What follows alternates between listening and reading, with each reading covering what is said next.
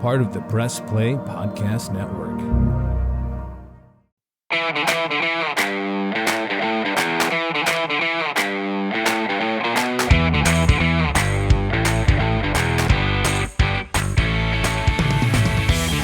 And welcome to another Reghi and Roda podcast powered by MGM Northfield Park right here on the Press Play Podcast Network. Shout out to our fantabulous producer, Ty Courts, making sure all of you, and we appreciate all of you out there in the podcatosphere are checking this baby out. And Michael Reghi, for the first time in 5 years and for the first time since 1998 without LeBron James on a Cavaliers roster, your Cleveland Cavaliers have made the NBA playoffs after beating Coach Luke and the Rockets last night. They kicked our asses, Regis. Their bigs was better than our bigs, and they are big in the playoffs. How about that, Reds? Yeah, listen, Kenny. We had a lot of high hopes and expectations, right, for the Cavaliers when the season began, and to me, I mean, they've pretty much fulfilled that. I mean, up to this point, for the regular season. Now, you and I kind of kicked around here on hour a little bit, and we'll get into that as well as we go forth here. But, it looks like, I mean, what do we got? 6 games to go. Yeah. I guess they got an outside shot, and Philadelphia is getting ready to play Denver, so we'll keep an eye on that tonight. Got an outside shot, but real outside to potentially get up to the 3-hole. But, Kenny, it's looking like that 4 spot, and I get more than likely against the New York Knicks, who will be 5 and who are winning big tonight. But that's still about 2 weeks away, and I like what the Cavaliers have done. I'm wondering, though, and I get your thoughts on it. I'm wondering, do you think J.B. Bickerstaff now is going to cut back a little bit on, I want to say that core 5 or core 6 minutes, and you know what I mean by that, the 5 starters, and then Karis LeVert, the 6th man. What do you think? You think he's going to pull back on their minutes a little bit to try to make sure they stay healthy and unscathed for that first round? We were talking about this earlier today on the Kenny and JT show on WHBC, and originally we both thought yes, right? Got to get that hand right for Donovan Mitchell. You want to rest everybody, get their, make sure they're rested and they've got their legs for the postseason and nobody gets hurt. But then, Reg, you brought it up. The Sixers, right? Cavaliers currently 2 games behind Philadelphia for the 3rd spot in the Eastern Conference. And for whatever reason, the Cavaliers match up better against the Boston Celtics than they do the Milwaukee Bucks, right? Yes. So, yes. Yeah. And so if there's hope where if Philly loses tonight, right, Cavaliers win tomorrow, then that's 1 game difference between the two. And so I went back and I said, you know what, let me look at the schedules, right? So for the Cavaliers, here's how it shakes out. Atlanta on Tuesday night, New York Knicks on Friday, so they get some rest in between, right? Then it's Indiana, Orlando, and Charlotte. So those last 4, that's to me, they, regardless of who they play, they should win those last 4 games if they can just split the next 2. All right. So if they split the next 2, that's 49 and 29, and they win out. That's 53 and 29, Reg. Okay. Yeah. Exceeding my expectations. And the reason I bring that number up, 53, is this. The Sixers right now are 49 and 25, but here's their schedule counting tonight's game against Denver. All right. Dallas, Toronto, at Milwaukee, Boston, Miami, at Atlanta, at Brooklyn. And I believe the big man, Joel Embiid, is not playing tonight because of a calf strain, okay? Correct, he's not. So we call it a Lonnie Chisenhall. Anytime somebody gets a calf strain, it's Lonnie Chisenhall injury because that kept him out for like 3 years, right? Yeah, oh yeah. So that's 8 games right there. Now, you have to finish a game ahead of Philadelphia because they own the tiebreak over you with the head-to-head, right? Yeah. So that would mean in their last 8 games, they would have to go 3-5, and the Cavaliers would have to go 5-1 in their last 6. And I think it's a possibility for the Cavs to go 5-1. The question is, will the injury keep Embiid out for an extended period of time? They're playing Milwaukee and Boston. Those two are battling for the top spot, so they're going to play their guys. Miami's trying to make the playoffs and stay out of the play-in, so they're going to play their guys. Atlanta and so there's a chance. How great of a chance, I don't know. I think the Cavaliers are locked in for sure at 4. Will they play the Knicks, the Nets, or Miami to be determined? But I want to keep an eye on the Sixers, long answer to your question, Reg, and see how they do against Denver, Dallas, Toronto, these first 3 out of that. And that will tell me if they go 3-0 or 2-1 in there, then you know what? I'm going to rest the guys because I don't think they can catch Philadelphia. No, and of course, I get you. And that makes a lot of sense. And I think it's something that, yes, J.B. Bickerstaff and Kobe Altman, they'll have conversations, and they got to take a look at. Now, would I love to see the Cavaliers find a way to move up 1 and be 3? Well, yeah. Sure. Yeah, of course. Because, as you said, if they finish, in that 4 hole and do win, then they will get the top seed in that second round, right? Yep. I'm with you. And conversely, though, as much as I don't have a lot of, that, and I don't think you Cavalier fans should have a fear factor with Boston but Milwaukee, Kenny, I don't like that matchup for the Cavaliers. And now we're getting down the road a little bit here. Right. For them, it's all about having to get into the playoffs in the best health they can be, right? And then, you know what, man, I don't care who it's against. You got to win that first round. Absolutely. We talked about that last podcast. Yeah, you have got to win that first round. And again, I don't want to get into the whys and wherefores just yet because there are still 6 more games to play. But I think it's something that would, as they go forward, is certainly, have them in a situation where you can start to think that maybe because, look, the strength of the NBA is all about the East right now, right, Kenny? So absolutely, Altman and Bickerstaff are going to have to find a way here to keep that kind of, in that, I don't even want to say the rear view mirror, but that's got to be in maybe the side view mirrors about how they want to approach these next couple of years with this core group they have now, right? I mean, because you're going to have to find a way, however you want it, whether it's Milwaukee, Boston, Philly, the 3 of them, I don't think they're going anywhere. So you better have in that side view mirror what the next few years are going to be like, because you are going to have to beat probably more than one of them, right?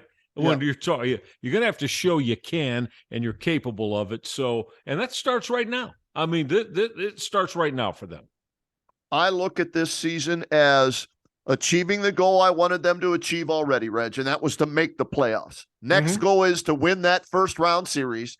After that, and I told you this last time, anything after that first round series this year, they will have exceeded my expectations. Just getting to that second round and playing meaningful, intense, aggressive, the playoff basketball for 5, 6, 7 games in that second round. They need that experience. Donovan's been there, done that, right? He's been to the playoffs every year he's been in the league, and he keeps that streak alive this year with the Cavaliers. But the other guys besides Jared Allen, no playoff experience. And Karis LeVert did in his first couple of years with Did he get some? Did he play though? Was he? Did he play in the playoffs though? Is what I'm. Yeah. I mean, meaningful minutes. I'm talking about impacting the game and not just getting a handful here and there in the postseason. Now, I didn't know if he did or didn't. That's why I wasn't sure. Yeah, I think he was again. He was the he was the first guard off the bench. On that group with that group. So. But again, your point is well taken in that this is going to be the first go round for most of these guys. And it's great to see.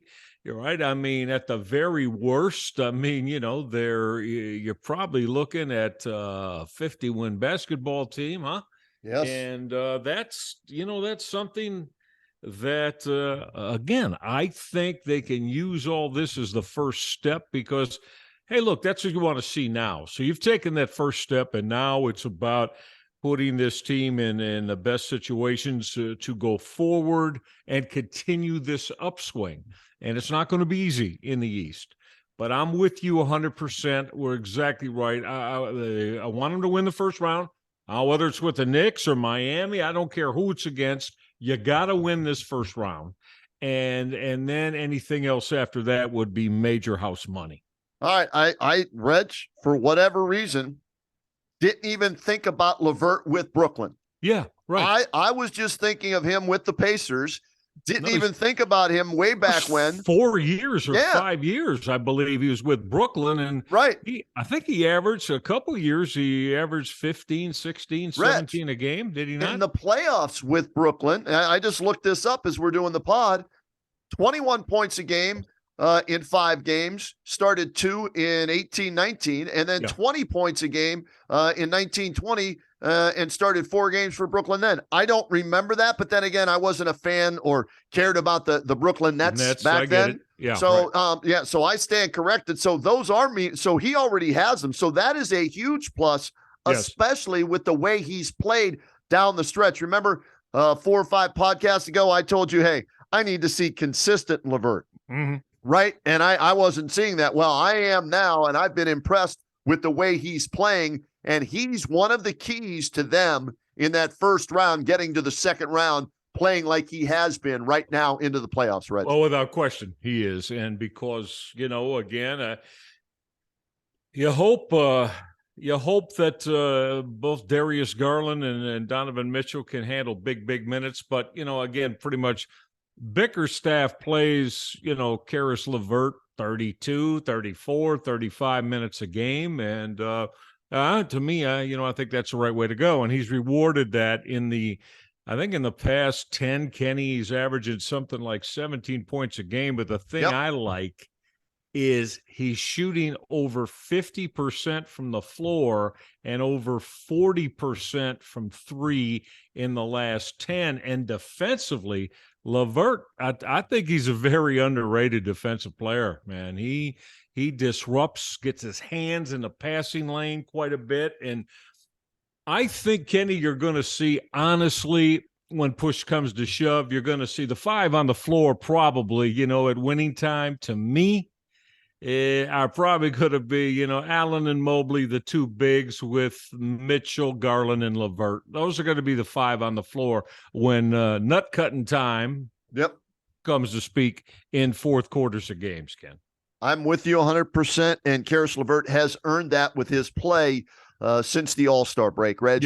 Maybe, because I was thinking about this today on WHBC doing the show, maybe staying with the Cavaliers, getting past the trading deadline, just leveled him out, cooled him out, and the anxiety, was no longer there about trying to impress the Cavs, or am I getting traded, all that. And now he's just playing freely. He's just playing basketball. He's not thinking. He's not concerned. He's just reacting, Reg. And like I said, he's been one of the keys to why they've gone on this nice run and increased their lead. And he is the key to that second unit. And like you said, in the final 4 to 8 minutes of the game, he's probably going to be out there. So kudos to him, man. Yeah, well, he's going to be the only one on the floor, like I said. It's going to be him with the 4 starters because, right now you talk about, up and down and inconsistencies. You never know whether is Jetty Osman going to go, 4 of 6 from 3, or is he going to go 1 of 11? We've seen both, and he's not exactly, a guy that you could say, well, he's still going to play good D, and he's going to no, that's not who he is or what he is. So, the bench, I think the bench is a little bit limited. Dean Wade, that hasn't been going too well for them. Lamar Stevens, I have confidence in Lamar Stevens. In fact, I told, Sam Amico the other day that, what? I'd start Stevens. If you're really looking to make an upgrade, I think he's going to give you overall better at the 3 at the small forward than Okoro is. I know that there's probably different ways of thinking about that, but also if you notice too, Stevens' minutes have gone up, Kenny, and Okoro, while he's still starting, I think last night, for example, he played 18 minutes. Started. He tweaked a knee. He tweaked a knee last night. Okay. Yeah. That's why they took him out, and he did not return for precautionary reasons. They were blowing out the Rockets, so they kept him out for the rest of the game. We'll see against Atlanta, right? If it's something more serious than that or not. So that's what. Yeah, Okoro's going to start, but depending on the matchups and offense, defense late in the game, I think that's how JB will mix and match Karis LeVert and Isaac Okoro. And there may be times where he takes Garland off the floor for length and defense and has both Okoro and LeVert out there with Mitchell running the show. Or Stevens. Or Stevens. So, all kind of possibilities there. Yeah. And then we'll see if they mix in Danny Green at all. And I'm not sure what that's all about. I talked to Chris Fedor about, he said, no, he's not hurt. He's at practice, so not sure what the reasoning is there as to why he's getting hardly any minutes at all since they signed him after the trade deadline. Yeah, well, and again, to me, I think it's going to be about 7. With those 5 starters. I think it depends on matchups and how Okoro is playing, how much time he's going to get. And then you're going to see LeVert with around 30 minutes a game, and I'm sure Stevens is going to get over 20. But Kenny, what about Rubio? What about Rubio? Yeah, I tell you, I mean, again, I don't think, this is me, I know I don't think Ricky's been playing that well. Okay. I'm not going to disagree. He hasn't been playing all that well. Now, he has been a lot. So usually he'll put LeVert in, and then a couple minutes after that, right, LeVert will come in usually for Garland, and then he'll give Mitchell a blow and go with Rubio. But again, I just hope Rubio starts picking it up a little bit, Kenny, because right now I think it's about his ability to stay with, move, and defend. The real quick, strong opposing guards. And, we're just going to have to see how that goes. But right now, to me, how about if we make Rubio a half? So I'm going to say that rotation is about 7.5. Your starters, LeVert to take LeVert. If you notice, once Karis comes in, he might come off the floor again for a couple minutes just to get a blow. But he's been averaging, Kenny. He comes in usually about, the 4-minute mark of the first quarter, right? But he's been averaging like 33 minutes a game during this period of the last 10. And they're 7-3. And as we just said, he's been playing very, very well. So to me, I think Bickerstaff is going to go night by night with Okoro. I'm meaning, how's he playing? How's he playing that night? If he's playing well, he's making a wide open 3. Okay, you stay with him, but 7.5 on that rotation for me. LeVert 6, Stevens 7, and Rubio the half.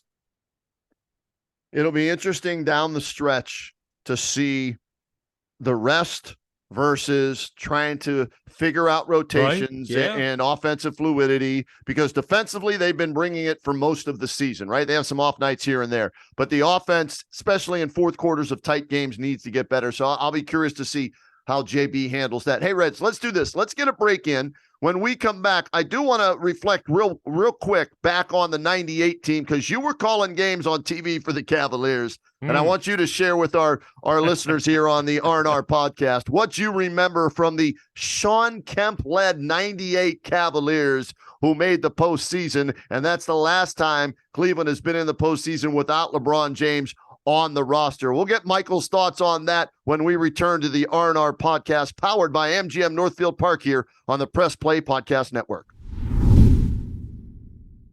What's up, everyone? I'm Holly Wetzel. And I'm Tybus Powell. And we are your hosts of the Orange is Oranger, a Cleveland Browns podcast on the Press Play Podcast Network. We give you all the dog pound coverage that you'll need to get you through the regular season, hopeful postseason, and I'd say off-season, Tybus, but is there really ever an off-season for this team?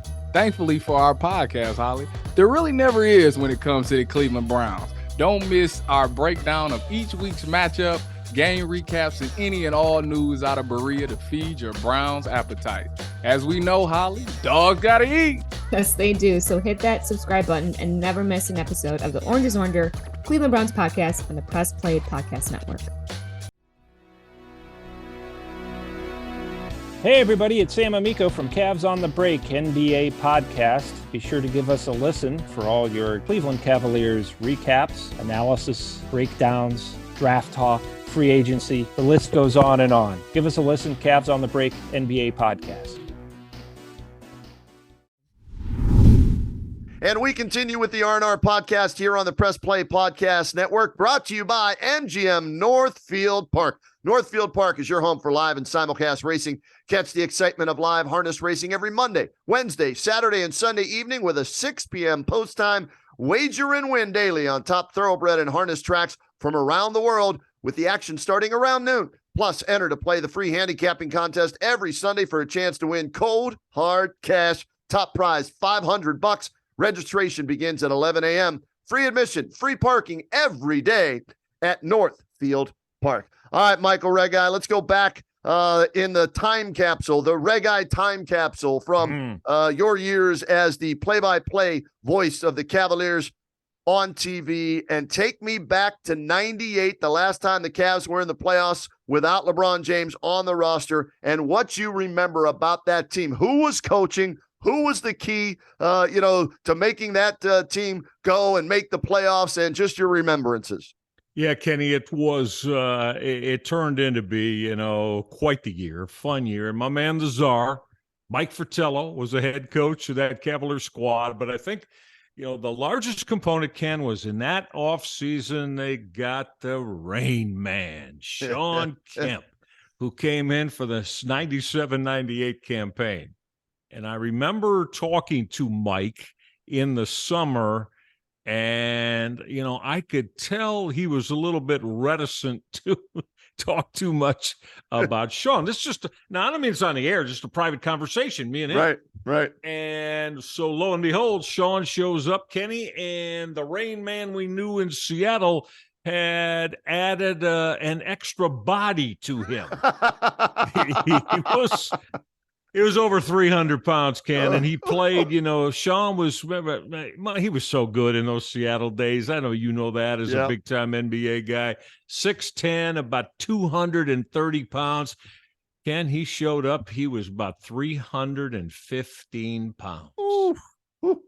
And so, like I said, I could tell Mike Fratello, he wasn't happy. Wayne Embry wasn't happy. But here it is, you got Sean Kemp, and he's coming in to be the guy right on this team, because you got the young guys, you got Brevin Knight and Derek Anderson with them, and you got Wes Person was on that squad, and was Bobby on that score? Yeah, Bobby Serra, right? Yeah, Bobby, my man Bobby was on that squad. Sure he was. So Kenny again, and they Fratello, kind of cajoled and reached and grabbed and got everything he could, and didn't let anybody be too critical of Sean. And here's Sean, Ken. No lift anymore. No lift.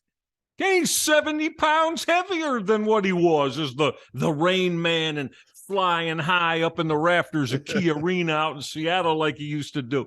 He's got it's like now he's a defensive tackle now in the NFL, man. You just want, so they throw him the Fratello. I got to throw him the ball on the low block, but and Kenny, I mean, God loves Sean. I loved him, but he'd go get it blocked. He'd grab it again. He'd get it blocked again. And then he'd look to get a whistle and get to the free throw line, and somehow the Cavaliers got in the playoffs with that, and, didn't go well in the playoffs in that first round. But honestly, Kenny, with all of that, it was one of 14 years I called the Cavaliers games, on television. And it was one of my favorite years. It really was, because again, yes, I'm not only a great friend of the Czar, Mike Fratello, but a real strong proponent of how good a coach he was. And I was telling that's one of your best coaching years, man.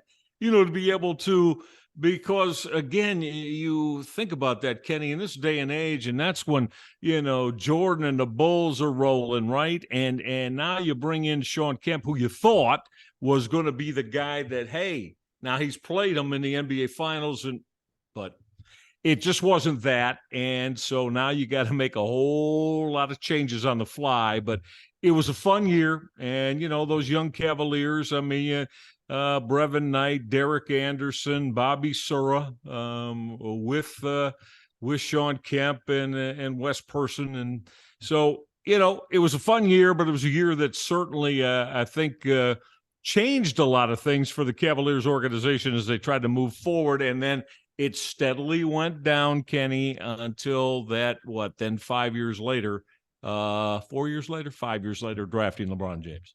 All right, Reg, here's the thing about Sean Kemp, and I was looking this up today. He made the All-Star game, though, as Fat Man. There was Rain Man and there was Fat Man. Let's just call it what it was, okay? He still put up numbers now. Right. Just in a different way. That's all. It was just in a different way that he put up those numbers. And you were saying, he used to fly high in Seattle. Well, he might have been flying high in a different way in Cleveland, if you get my drift on that.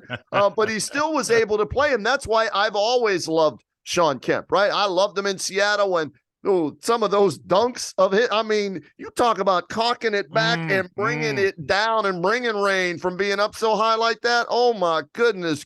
He, along with Michael Jordan, may be he and Dr. J may be the best dunkers of all time. Okay. But the most vicious dunkers of all time were the Rain Man and Dominique Wilkins for me. Okay. And I'll throw David Thompson in there with MJ and Dr. J, just the fluidity on the break and flying through the air. But when you talk about around the rim, crushing it, tomahawking it, whatever you want, however you want to name the dunks, like Daryl Dawkins used to do, nobody besides the guys I've named, more ferocious in a crowd than Sean Kemp in his younger years. That's right. And for a lot of you younger fans, go back and take a look at this, just some Seattle Sonics highlights, again, from the early 90s.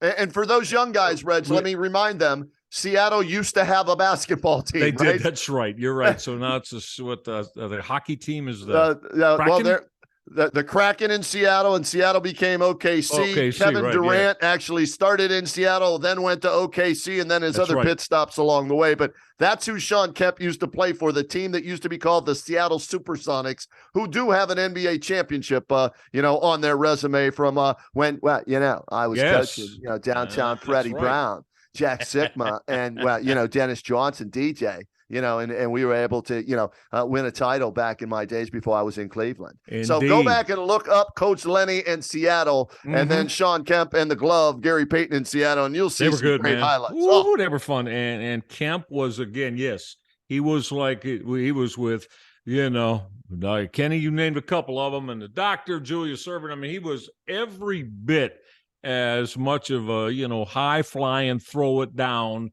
as anybody you can want to imagine during that time in the NBA. So yeah, I mean, it was a lot of fun. I really enjoyed it, and always had a great deal of respect for Sean Kemp, even though a lot of people, because you know how it is, Ken. I was with him every day for 6 months of the year. And again, you see a guy in a different light, and a lot of people will say, well, he didn't take care of himself the way he should, and that's why the body changed, this, that, and the other. But the point is he still brought it and found a way to at least get this basketball team into the playoffs, as we started this remembering 1998, the last time without LeBron James.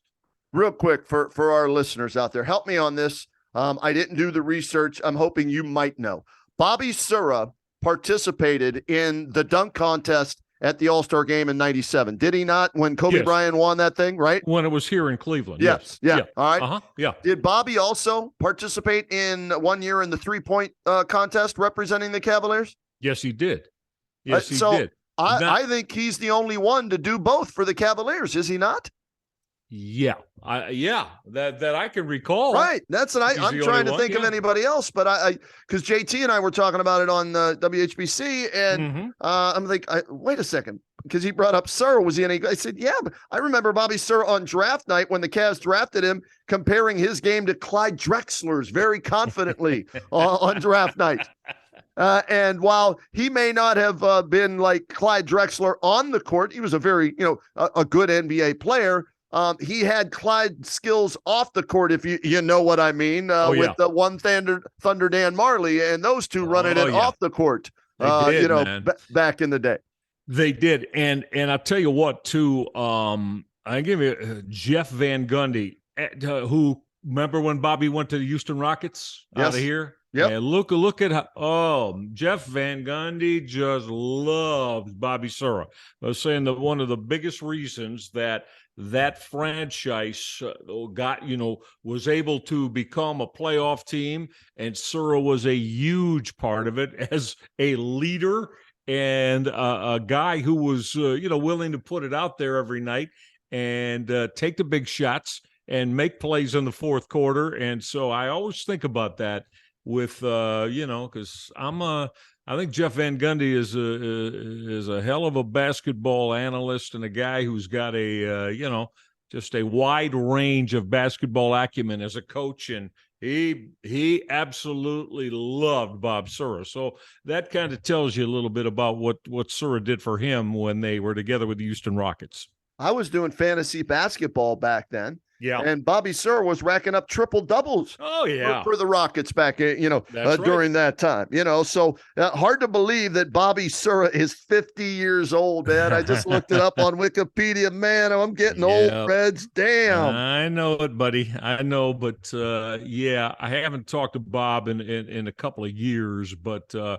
it's funny we're talking, because that's one of the things, I got to get in touch with Bobby Sura. Maybe in the playoffs, we'll try to get in touch. Let's get him on. Yeah. If we can get him on. And because it'd be a lot of tremendous things that, from the Cavalier days that he'd be able to just chop it up with us on. That'd be fantastic. I love going down memory lane with the Cavaliers, so I know, we got to try and get Coach Luke see what on we can do. How about Coach Luke? You got a relationship with Coach Luke? Sure. Yeah, absolutely. Anything in that time, we'll try to get Bob Sura, John Lucas, Okay. Well, Michael Cage. Remember Michael Cage? Oh, yeah. Cool Cage. That time? Oh, yeah. Jerry Curl Michael. I remember him. Right. Absolutely. Yeah, man. He brought his juicer with him at the time and vegetables with him. Yeah.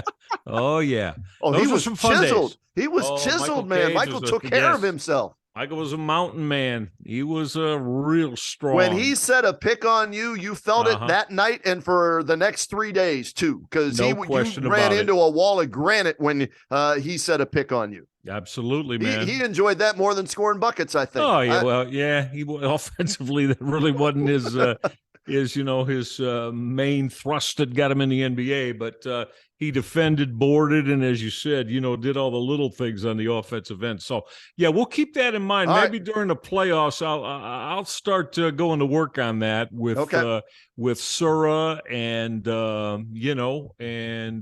Coach Luke. Coach Luke, yeah. I got to get my guy, Coach Luke, on. I forgot all about him being with the Rockets, and then I should have went down to the game, He was there. I should have went and checked out my guy. Rhoda, you still doing me? How many years you been doing that? Ain't you been tired of doing me, bro, man? That's all right. I love you, man. Thanks, Coach Luke. Appreciate that. He's the best. Regis, what the hell's wrong with Ricky doing on the floor, Regis? Think of that. That man had to deal with not only him, but Darius Miles. Ooh, Antenna Man. On the same squad. Oh, man. Ricky Davis and Darius Miles. And trying to remember, did his first year was Lamond Murray still on this squad too? Lamond, who never met a shot he didn't like Murray. Oh, Lamond would let it fly, man. Lamond would let it fly. And there'd be nights he'd have 25, 28. And there'd be other nights he'd go 2 for 20. Right. It didn't keep him from letting it fly. Oh, yeah, that confidence, that shooter's confidence, man. Well, right. You got to have it, right? Absolutely. Next one's going in. Next one's going in. Doesn't matter. I don't care. Bottom's on the next one. That's it. Yes, sir. Absolutely. All right. Well, we'll look forward to try and track some of those guys down during the Cavaliers playoff run. Nice to say that. All right. Break time for us again, Reg, here on the R&R podcast. When we come back, as the Cavaliers make the regular season final push and get into the playoffs.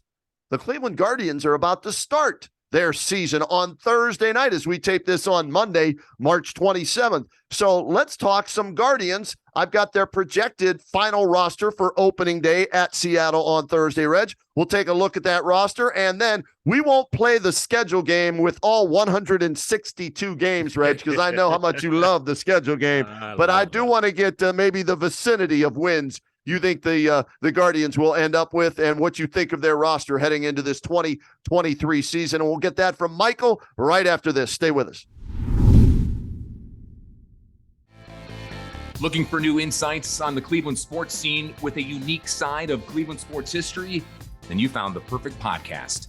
I'm John Sable. And I'm Scott Sable, and we're hosts of the Sable Brothers on the Baseline podcast, a podcast about Cleveland sports, but not your typical podcast about the land's sports teams. Join us as we embark on a journey of sharing a unique and historical side of Cleveland sports history with the help of some former Cleveland sports stars and other historical figures. All right here on the Sable Brothers on the Baseline podcast, part of the Press Play Podcast Network.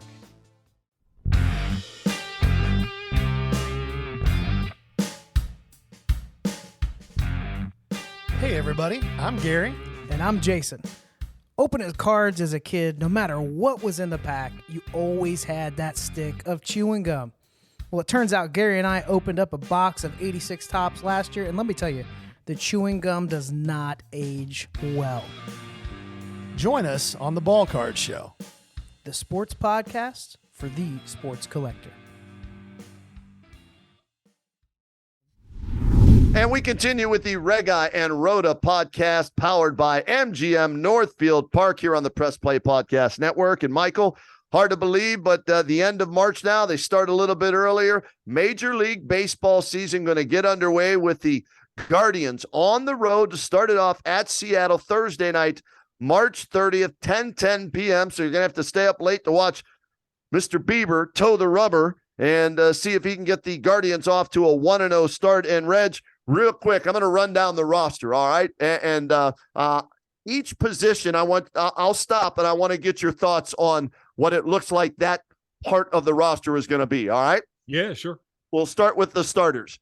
Bieber, McKenzie, Quantrill, Cavaliers, whoa, Cavaliers, whoa. It's my guy. And Zach Plesac. Those are the five starters supposed to start the season for the Guardians here in 2023. Your thoughts on that rotation? A solid Major League Baseball, a starting pitching rotation, and one that I would say certainly is top 10 in the game. I agree with you. I think Shane Bieber has a chance as he's getting closer and closer to free agency, wants to put those numbers up there to get those other numbers when it's time to cash in. I think he'll battle for the Cy Young Award this year if he stays healthy. Tristan McKenzie left his last start with some tightness. Hopefully nothing serious. They were cautious with him, took him out of the game. We'll keep an eye on that.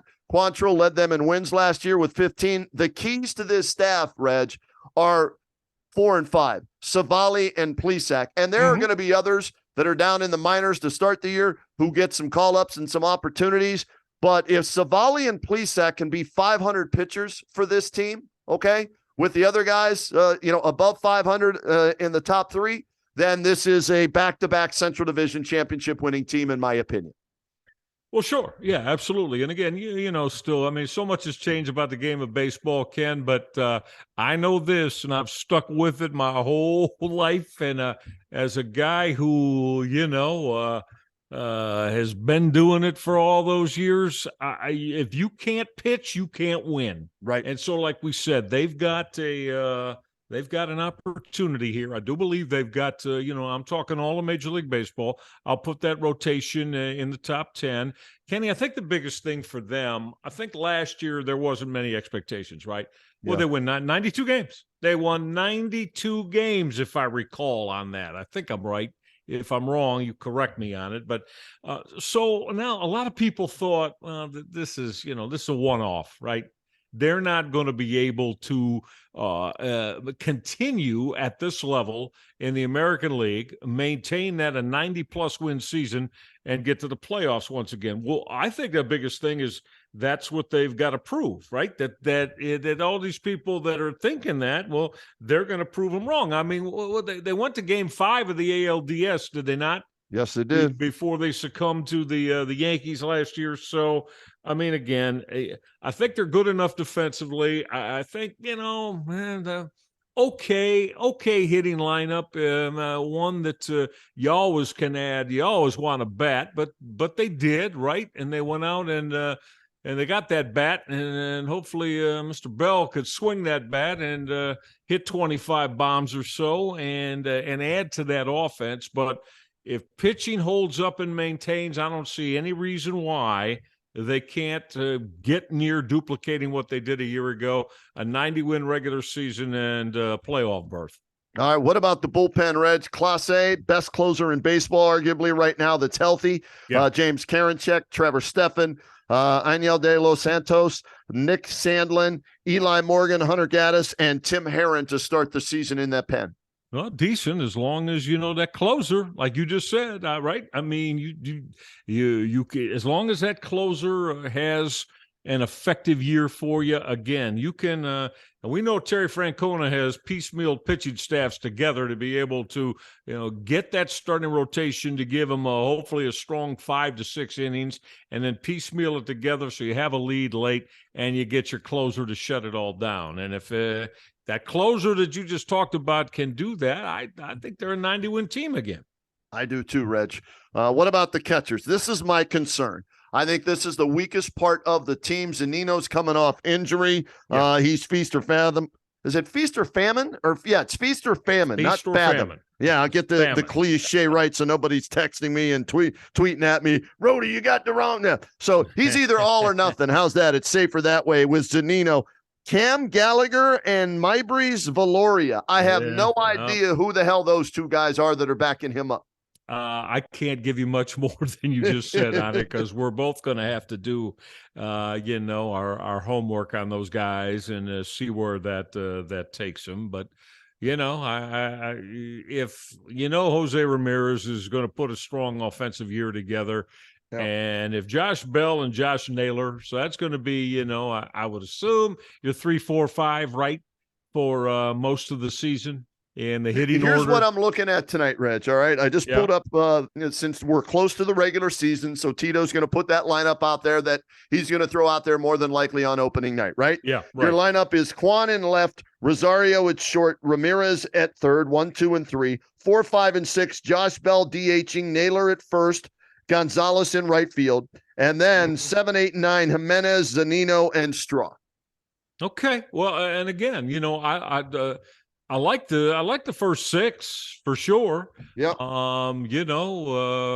If you get table setters in front of that, there should be a lot of RBI opportunities for 3, 4, 5, and 6. Have you just laid it out? And if that happens, and again, and that starting pitching staff especially proves to be, at least top 10 in Major League Baseball, I think they're going to be all right, and they should be able to win 90 games again. Infield, Bell and Naylor at first or DH. Yep. Jimenez at second, Rosario at short, Ramirez at third, Gabriel Arias as the utility guy right now. Everything was pretty much set there, right, Reg, except on who the utility guy was going to be. Yeah, what do you hear about Arias and how good can this kid be? Because he's been one of their top prospects now for a couple of years. Well, everybody talks about him like he's got a chance to ultimately be a Jose Ramirez. Now that may take a couple of years. He's going to have to, get an opportunity to get some at bats in and face major league pitching. But the projections for him and what he can do skill wise, they're high, and so let's hope that he can meet those, right? Yeah, let's hope so. But right now, he's your utility guy. And then your outfielders, Quan in left, Straw in center, Gonzalez in right, Will Brennan, currently the 4th outfielder. We'll see if they make some moves there during the season to bring somebody else up. Again, for me, while catcher is my biggest concern, outfield is my second concern, Reg, because Quan's only done it for a year. Straw stunk at the plate last year, but won a Gold Glove like Quan did. Gonzalez for 90 games. Now there's a book on him. We'll see what he can do there. Brennan's flashed and another top prospect there, but that second to catcher, that's my other concern for this team. What are they going to get out of that outfield? Well, that's and that should be a concern because Miles Straw's got to be able to hit 270, Kenny. I mean, yeah, it's great that he can fly around and flash that glove and cover gap to gap and one of the top center fielders in baseball. But again, this isn't in the 1960s and 70s anymore. When you can have a light-hitting shortstop, a light-hitting catcher, and your center fielder be, middling as long as he's good defensively. Now, those days are gone, man. You got to be able to give you something with a bat. And in Straw's case, I don't care about the home runs and runs driven in because he's going to hit at the bottom of the order.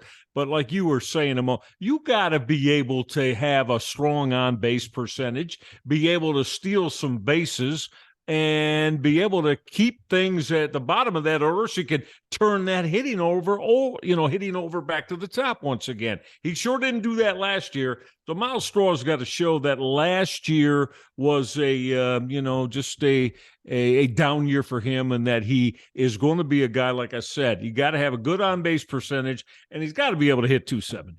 Again, 270. You hit 270 with the ability to walk. What did he hit last year? Reg, I'll take 250. I'll look it up right now. I'll take 250. You're probably right. I'm probably being a little bit, asking for a little bit too much. But see, I saw him a lot in Houston, Kenny, and I thought, yeah, this guy can hit 260, 270. He went 221 last year. 221, 0 homers, 32 RBIs. No. Not asking you to turn into, Griffey Jr., okay? Not asking that. But no, you can't hit 221 without a bomb. Right. And a bad on-base percentage. You can't, no.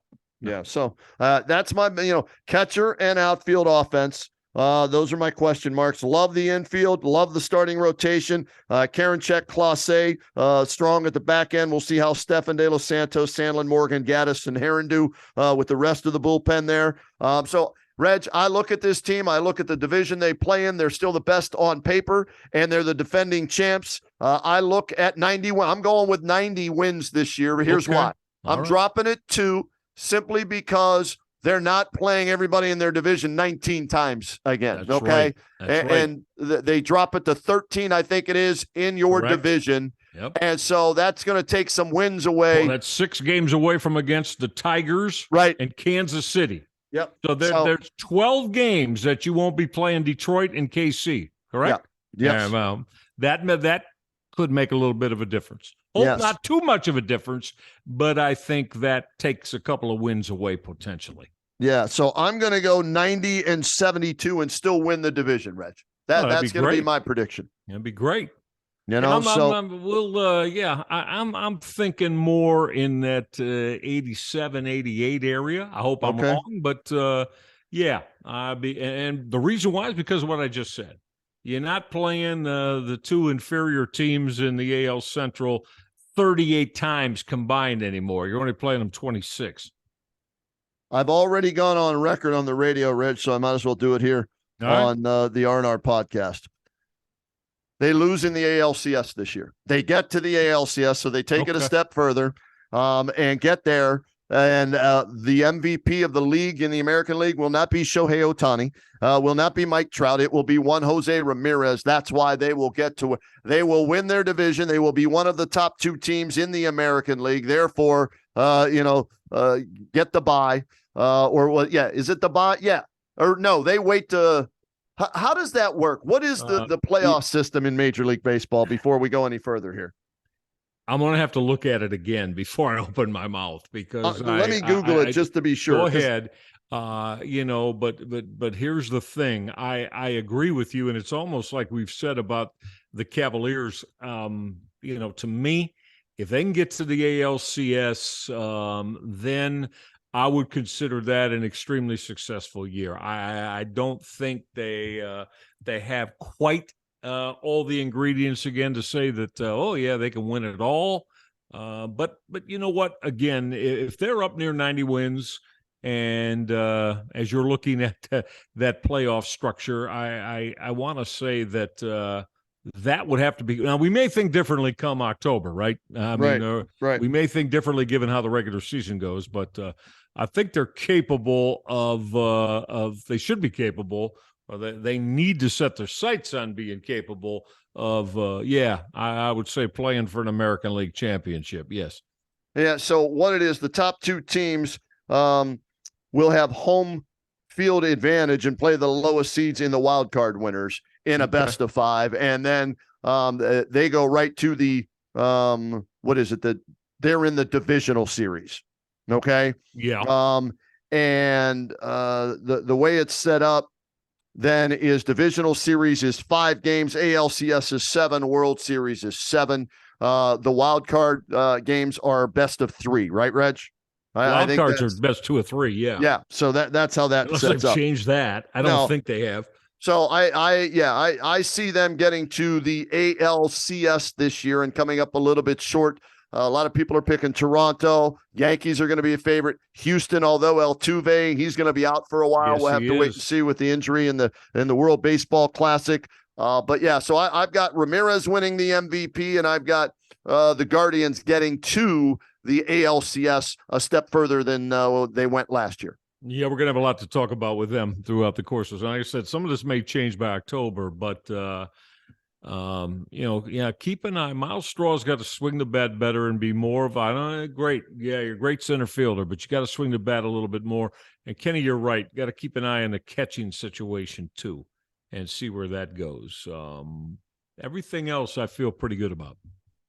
Yeah, and of course, Terry Francona, best manager in baseball, Reg. I mean, having him healthy and back with this team, is he that guy? He's right up there. I would say he's definitely, top 5 in the game for sure. And some would have him, maybe top 3 or maybe the best. It just depends on how you look at it subjectively, right?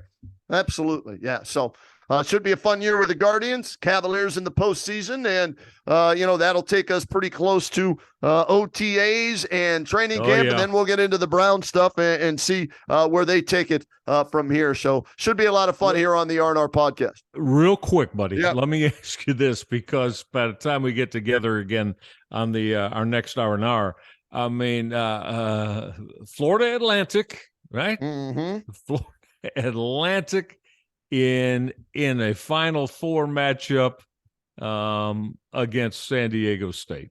Now, how about that, huh? Oh boy! Now, if you had that to begin the year, and it's too bad too the way they did the regions, because I mean you got UConn and Miami in the other one, and Texas. My goodness, see, I had Texas to win to get to the championship game, Kenny. Right. And boy, I mean, they got to be kicking themselves.